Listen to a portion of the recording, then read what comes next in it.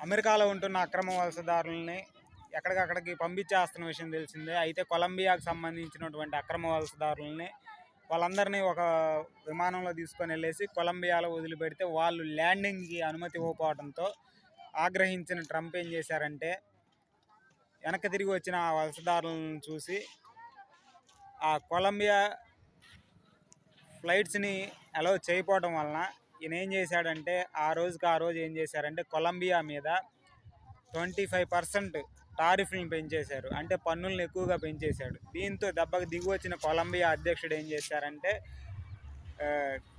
ఈ అంగీకరించాడు. ఎవరైతే ఈ అక్రమ వలసదారులు ఉన్నారో వాళ్ళని వీళ్ళ దేశం తెచ్చుకోవడానికి అమెరికా పంపించడం కాదు, ఈయనే స్పెషల్ ఫ్లైట్స్ని అమెరికా పంపించి ఆ వలసదారులను తీసుకురావడానికి అంగీకరించాడు.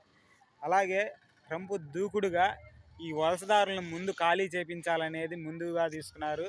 కొలంబియా కూడా అమెరికాకి మంచి ఫ్రెండ్లీ కంట్రీ అయినప్పటికీ కాకపోతే అమెరికా చుట్టూ ఉంటూ అమెరికాలో అక్రమంగా వలస ఉంటున్న వాళ్ళని ఏరివేయాలనేదే ట్రంప్కున్న మొదటి ప్రాధాన్యత.